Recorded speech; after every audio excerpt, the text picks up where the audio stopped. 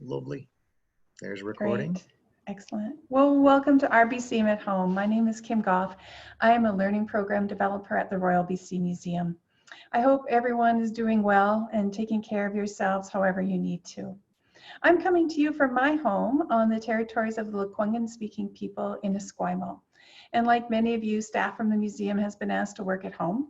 And in this series, we're exploring what that looks like. We're sharing what people are doing from their homes, the projects they might still be working on or have recently done. Today, I have Dr. Gavin Hanke, curator of vertebrates at the Royal BC Museum. As a curator, he is responsible for the herpetology collection, that's amphibians and reptiles, ichthyology, fish, ornithology, birds, and mammalogy. Did I miss anything, Gavin? That's a lot of things. No, that's the lot. So today, Gavin's going to focus on a recent, rather large addition to the mammalogy collection. And Gavin, is it fair to say that adding a large whale skeleton to the museum's collection is the largest thing that you've added?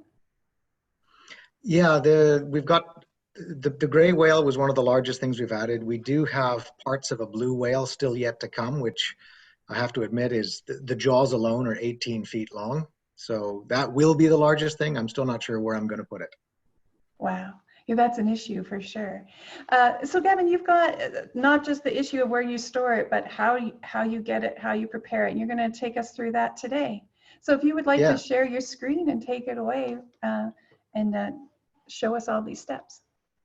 Okay. Will people be able to see my mouse if I'm pointing to things with my mouse? I'm assuming so? Yes, that works kind of like a little laser pointer. Perfect. Okay, here we go.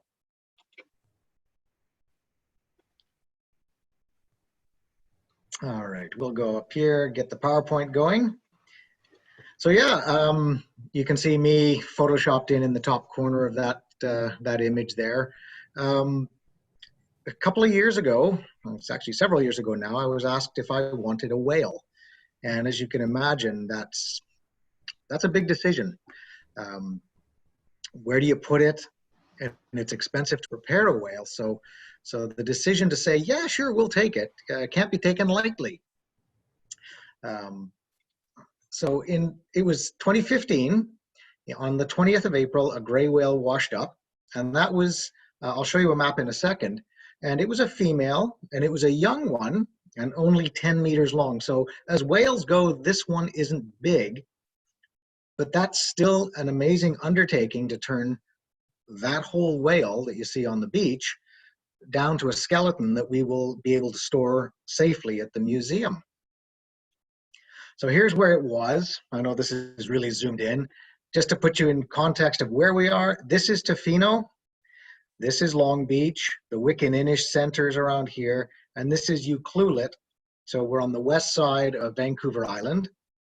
And so basically, I think it was 3 days after the whale washed up, we decided that we would descend on the beach as a team and take the whale apart.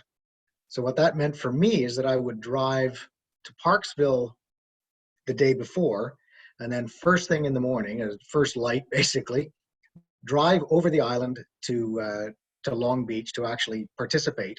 Now, this wasn't just me. I brought two people with me, friends of mine, Josh and Chelsea. So they came along with me, and it was oh, sorry, they were on the second part of the trip, but on the first part of this trip, I brought my stepdad, and he wasn't sure what he was going to do, and he wasn't sure he would be able to handle the smell of it, because let's face it, a dead whale will smell. So what he did all day was sharpen knives, and don't underestimate the value of that when you're taking something apart as large as a whale. Now, when we got to the beach, about 8:30 in the morning, we had a bit of a prep just to talk about safety and what to do and what not to do, because there will be a lot of sharp objects, knives and blades flying around, not literally flying around, but you have to be careful. But Fisheries and Oceans and Parks Canada had basically barricaded this whale off. And they wanted it off the beach as quick as they could because one, it will really start to smell, and two, it could attract bears and wolves, which is a bit of a threat to the public. So that's what it looked like when I arrived. And you come across the beach ridge and you look down at that and you realize that you're committed. You can't chicken out now, or you'll have a good laugh at you. So you're there for the long haul to clean this whale up. And the first thing they did is a safety talk, and then they basically handed out rain pants and raincoats and gloves and duct taped it all together so that you've got no gaps, so that your hands stay clean, your own clothing stays pretty clean. But it's always a good bet to take clothing that you're not afraid to throw away at the end of the day, because if accidents happen and you got really messy, then, well, the clothes are disposable.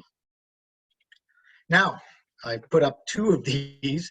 I will be showing photographs of the actual dissection. So it is messy, mucky, there's guts and muscle, and just to let people know that there's some disturbing images. Now, the first cuts were made by Lisa Spavin from Fisheries and Oceans Canada.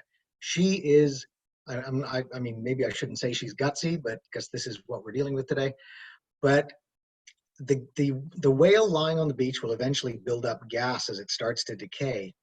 And she was the one who put the first knife holes into it to let the gas out. And I have to admit, it makes a horrific squealing sound as it happens. Now, in this picture, you can see around the base of the flipper, let's get my, right here and here, that's not the normal profile, whoops, sorry, not the normal profile of the body. There's already a lot of gas built up there. Now, this is where my first job came in, was to actually take that flipper off the whale. And now I should step back and say that I grew up in Winnipeg, the middle of Canada, the prairies, dead flat ground. Being by the ocean, let alone taking apart a whale, was never really on my radar. So I've taken apart chickens and turkeys for dinners, but to actually think about popping the shoulder off a whale was something altogether different. One thing you can see in this picture, though, is that someone actually went down on the beach and took out some baleen as a trophy. We wanted this baleen for educational specimens for places like Fisheries and Oceans, Parks Canada, Strawberry Isle, and I think the Ucluelet Aquarium also wanted some. So I took all the baleen and I prepared that. That's an entirely different story. But someone had snuck down there and taken some early on. Another nasty thing about whales on the beach is that people don't treat them like they do other animals. This animal didn't have to worry about it, but some whales, people will actually carve their initials in them. It's something bizarre, and I do not understand it. All right, last warning before we get to gross stuff. If you're eating lunch, I apologize. So basically, in this photo, this is me right there. I've got my green hat, which remarkably stayed clean. The tide's out as far as it's going to go, so we've got as much time as possible. And this is actually the flipper. So I've started to cut away at the base of it, and the flipper's dropped away. It's remarkably difficult to cut through this. And here is a chunk of the skin and blubber. Now, the skin is actually almost a centimeter thick, and it feels like rubber in texture. And when you think about blubber, it's fat. You think it's gonna be like fat on, say, roast beef or something like that. It's actually not. It's very fibrous, and it dulls blades very quickly. So it was a real chore just getting the blubber off the whale. That is the first step. And you can see this here is basically a rod with a hook, and people were cutting the skin and peeling back the blubber. So that's the first task when you get to the beach. And then, of course, because of the gas that built up, the intestines billowed out of this whale. It was quite something. It was amazing to watch, to be honest with you. Now, this photo will show you, I'm going to say, like, we started around 9:30 in the morning after the prep talk and getting all dressed up. This photo was probably around 11:30 so we're coming up on lunchtime. Not that we stopped for lunch, because nobody really wanted to eat while they were doing this, but it shows the scale of the endeavor. So now I can't remember this guy's name. I feel really bad because I should have. He basically almost cleaned the skull himself. He just, all morning and afternoon, he focused just on that. So I'll sort of point out some details here. there's someone's hand for scale down in the bottom corner. This is a bone, that's the lower jaw. This is the other side of the lower jaw. Right here is actually the tongue. So the tongue of this whale is probably larger than my own circumference. Like it is a huge, oops, sorry, previous slide. It's a huge muscle. And then all of the supports to the base of the tongue are here. I'm never going to keep that kind of material for the museum. I might keep a little tissue sample, which is about the size of a pencil eraser in alcohol, but the rest of the meat has to be taken away. Now, the nice thing about a baleen whale, because it's low on the food chain, the meat is not particularly toxic. So we were actually able to dispose of most of the meat and material at sea. So we had a tractor on site, and the tractor would take out bucket loads of the whale's organs and the muscle, and they would drop that into a boat and then take that out offshore and basically recycle it as nature does. So it was a huge bonus for crabs and deep sea animals as the whale organs and muscle sunk to the seafloor. Another thing you can see in this picture here, right beside, like there's me, and for scale, there's the liver.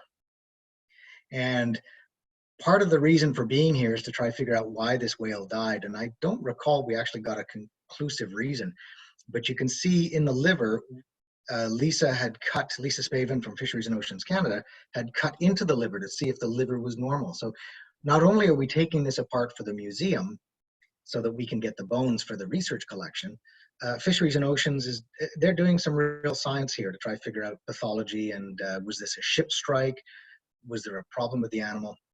Now this whale is a young one, so a lot of the bones aren't fully formed, and I'll show you that in a little while later when we look at the actual bones themselves, because like ourselves, as we're growing, bones have little end plates that are that don't solidly fuse in when you're young, but when you're older, the bones are all fused into one solid structure, and you can see it in this whale. It's really quite fascinating. Another neat thing with this was when I finally got to actually handle the baleen, I figured out how it grows. And as a kid from the prairies, that it's fascinating to be able to learn this kind of thing, just hands-on. Now, I ended up, I don't know why, but I got very good at popping the ribs off. So that became my job. And if you'd have told me even 5 years ago that I would have been sitting in the belly of a whale taking its ribs out, I would have thought you were mad.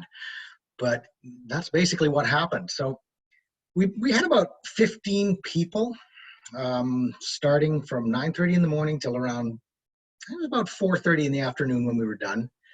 And we literally were chasing up the beach as the tide caught up to us. But that's how long it took to reduce this whale from a full animal down to its bones. And as you can see by the rib, this is the one I'm holding. This made a Museums magazine cover. I'm the cover girl for that issue. We don't take all of the meat off because that's just a lot of work. It'd take way too long. So we let nature do that. And that's the second part of this talk. What you can see down at the bottom though, right here, is one of the tools of the trade. It looks like a hockey stick, but that is a very sharp blade. And it's basically for flensing and cutting chunks of meat off whales. It's a very specialized tool.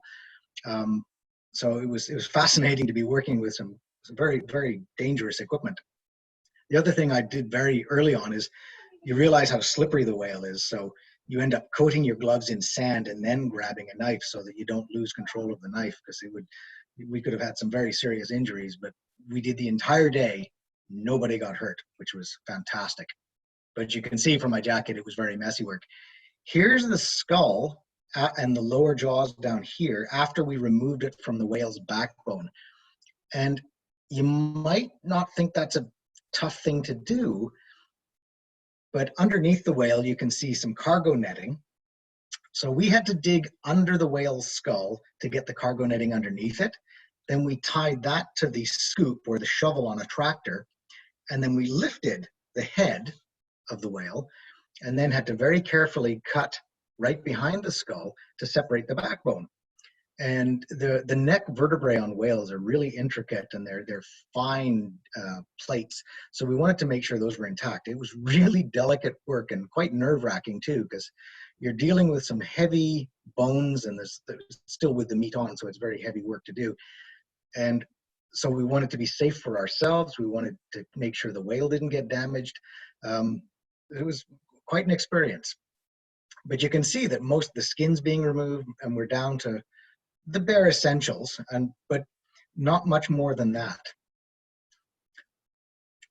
So as I said before, the meat was taken offshore, and the organs were taken offshore and left for nature. A big bonus for crabs and hagfishes and things like sharks probably. And the bones themselves, we rolled them in the sand so that you could grip them. And here we've got segments of vertebrae, 3 or 4 vertebrae in connected. And those are big enough that you can lift and carry them. There's the shovel of the tractor for scale, just to give you an idea of how large these items are. And this is the tail, and it's cut into segments so that it can be lifted. And basically we took all of this material and put it into a pickup truck and then transported it to the landfill in Tofino. And they were very gracious in giving us permission to use a chunk of the landfill where we could bury this animal. Now, Mike DeRuse and Michi Main, they are the masters of preparing whale bones. And so whenever I get a whale that I'm going to accept at the museum, Mike and Michi are the ones who usually prepare it for me, unless it's something small like a dolphin or a porpoise, that we do in-house. But the big stuff, anything orca or larger, definitely their business, Cetacea, they're stationed out of Salt Spring Island, and their business is to prepare skeletons and articulate skeletons. They've done the blue whale at the Beatty Museum. The British, I think the Natural History Museum has a blue whale that they've helped articulate, and they've just recently come back from one blue whale skeleton they've articulated in Australia. So we're really fortunate to have this dynamic duo with us to help us prepare whales for our own museum collection. So if we jump forward 3 years to 2018, I looked at this photo earlier and I realized this rock is in the air. This is what we came up to 3 years later when we decided to dig up the bones. So what happened was when the pickup truck came to the landfill, they dropped the bones on the ground, and Mike drew a very careful map of where the bones were laid. And then the tractor just dumped soil on top, and we left it. And we were supposed to leave it for a year, but things got in the way and weather was bad sometimes. So it took us 3 years to get around to this. So it's kind of embarrassing, but it worked really well in our favor. The downside was we had 3 years of blackberries to dig from over top of the whale. So we were a good hour ripping out blackberries and we found some garter snakes in there, so we made sure those were safe. And then basically a team of I think it was about 12 people in total, uncovered the skeleton bit by bit, very carefully digging down till you found bones. And then you figure out what bone you've actually found, and then that will help you orient to the map that Mike did 3 years earlier, so that we knew where to dig from then on to get ribs, the flippers, the tail, everything else on the whale. So this is the landfill at Tofino, and it was if you love eagles, it's a fantastic place to be. There's probably 60 to 100 bald eagles around us. We were working, we had, as you can see, beautiful weather. We couldn't have asked for better weather. But you're basically digging a huge mound of soil, and there were concrete blocks in it as well. That was accidental, but when they took shovel loads of soil and dumped it on the carcass, blocks of concrete were there too. The first bone we found, not surprisingly, was the skull, in which, obviously that's the prized possession. You want to make sure you've got that. And what you can see here, there's people's hands for scale. This is the back of the skull. This is where the jaw joins the skull, so the jaw joint. And this is the back end of the lower jaw. And so we found that first and slowly excavated that. In all of these photos, you can see bits of rope, and that was the original rope used to lift and drop the skull back down there. So it's all been buried with the cargo netting all at once with the animal 3 years back. So there's the skull pretty much cleaned out. There's dirt on it and everything like that, But you can see here, there's an ear. The other ear looks like it may have fallen off. We did recover it. The jaw joints are here. And the back end, this angle doesn't show it well. This is where the blowhole opens out into the back of the mouth. So the roof of the mouth in the whale. And of course, the tip of the snout is here. The jaws have been removed and are stored separately. But this, trying to think, I know you can't see my dining room table, but this skull is basically the size of a dining room table. It's substantial. It took 4 of us to lift it safely. There you go for scale. This is Chelsea sitting by some of the vertebrae. Everyone wanted to get their picture with the bones as they were excavated. It's like being on a dinosaur dig, but the bones aren't as fragile, and you don't have to take all of the rock with it. You're able to just pull the bones right out of the dirt. So it was absolutely fascinating to uncover it. You can see roots all the way through this area where plants had infiltrated. You could just imagine that a decaying whale must have been a great nutrient source for the plants in the area. Here's all the bones laid out. So we start with the neck vertebrae up here. They're small, little thin things. The chest, the thorax, and then down towards the tail down here. There's the jaws. This is one of the shoulder blades. And then there's a pile of ribs down here. And so there's a brush, and we scrubbed most of the dirt off.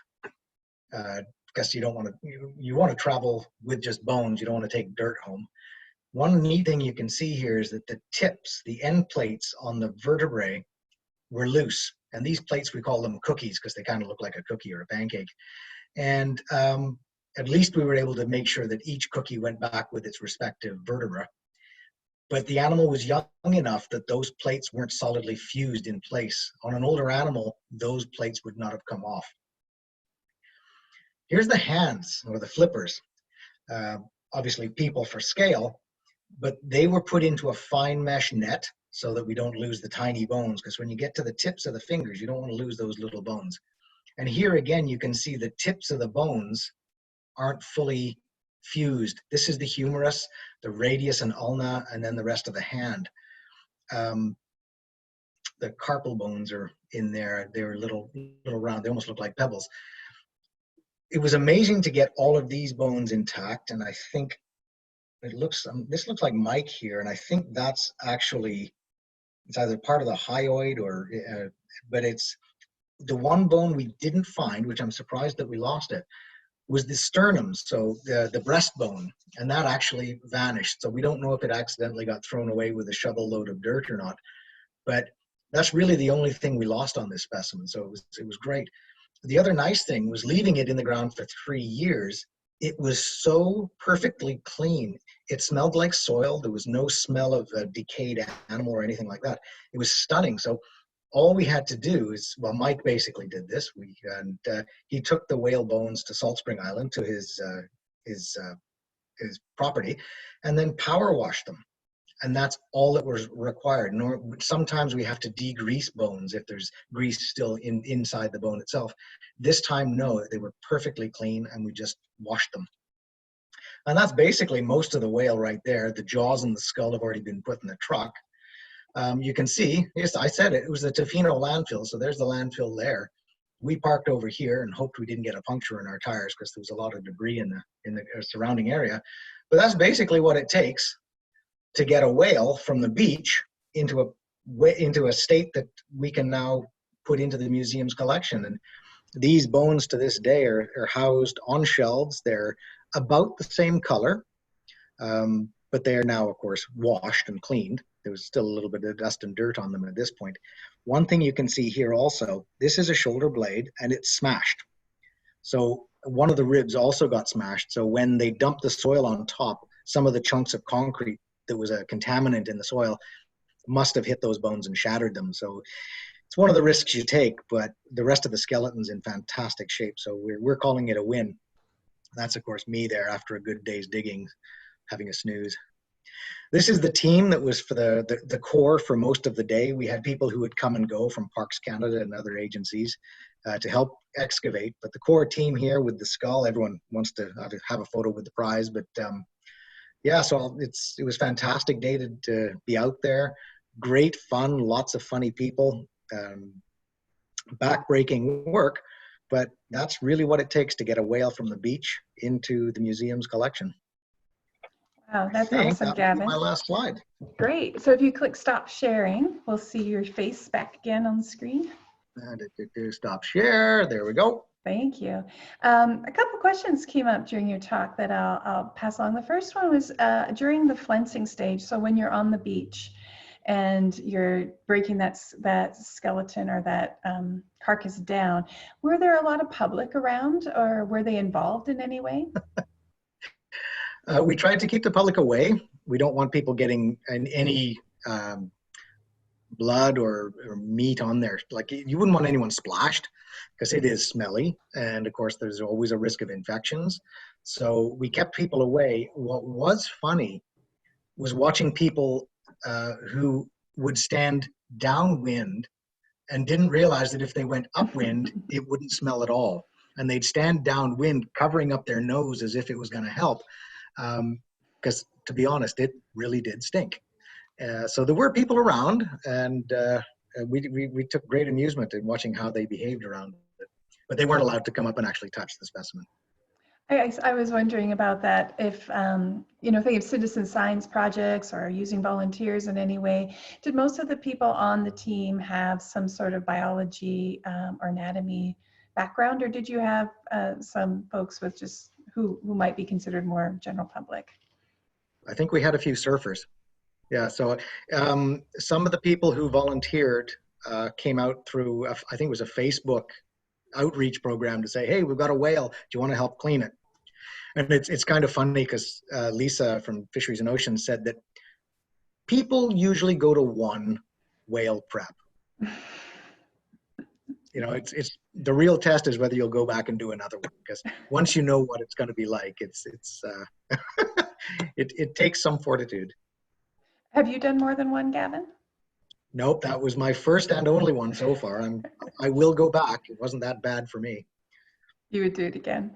Alan here is wondering about the sternum. He's asking, did the sternum disappear because it's cartilage? Sternums disappear in human skeletons. Yeah, we've got the sternum for other whales. So yeah, and Mike and I were both wondering about it because he's prepped way more whales than I have, and he was looking for it. So I assumed on that age of a whale, there should have been some bone. It wasn't going to be large, but and I'm pretty sure, I think the sternum is on the whale that's hanging up at the museum. I'll have to go look next time I'm back there. But yeah, we were actually expecting a piece of bone and didn't find it. Mm. Well, if people want to see or are curious about what a whale skeleton looks like in the collection, we put a link here to in the chat for Zoom for our learning portal pathway. And the pathway is called From Wolves to Whales. And there's a nice image of the collection area shelves, and you can see an articulated spine, at least, laying out on there. If you are not able to click on our link here because you're not watching on Zoom or you're watching the recording, you can go to the Royal BC Museum Facebook page, go to the Learning tab, and you'll find the Learning portal there. And that's really easy to search, and lots of great images and resources to look at on that site. Well, Gavin, any big takeaways from that experience? Anything you would do differently if you were adding another whale to the collection? Not particularly. It went incredibly smoothly. The weather, we got alternating sun and sort of rain squalls that came through, but you can't do anything about that. We had a great team of people actually helping take the animal apart. And there was a small group of children, and I should have got their names too to thank them. They would walk around. If you got splashed, they would wipe your face down with some sanitary wipes. And then they would hand you a granola bar that they'd already peeled for you, so you didn't have to touch it, and a juice box. So these little kids made the day so much better. Overall, the team that was assembled, I guess Parks Canada and Fisheries and Oceans were the ones who arranged it. They did such a wonderful job that I wouldn't have changed a thing. Oh, that's excellent. And again, what beach specifically was that? You said it was in Tofino, but do you remember the name of the beach where the whale was found? It was on Long Beach, so basically right near the Wiccan Inish Center. So right on the south end of it. Say that. Yeah. Fantastic. Well, Gavin, that brings us to the end of our time for today's recording. I do thank you everyone for joining us, and we will be posting this recording later if you want to share it with others. It will be on the Royal BC Museum's YouTube channel. This program, RBCM at Home, takes place every Tuesday and Thursday at noon. You can join us next Tuesday when we chat with one of our provincial archivists, Genevieve Weber, and her guest from the City of Coquitlam Archives. And they'll be talking about preserving for prosperity, how archivists are documenting the pandemic. This will also include, we'll be chatting about a recent process initiated by the Royal BC Museum. And you can get a sneak peek at that by visiting our website and selecting your experience with COVID-19 from our homepage. If you have young people in your lives, please let them know about RBCM at Home Kids, and that's on Wednesdays at 11. These sessions feature a museum educator and a museum staff member sharing activities you can do at home. Lots of fun, and I'm showing my fish from yesterday.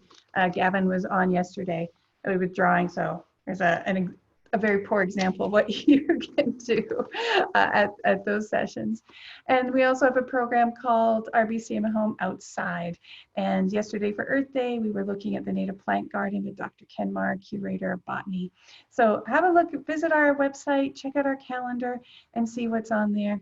And while we wait for better days, I hope you continue to find ways to stay engaged with one another and with us. And we're really thankful to have this opportunity to share with you and to stay connected.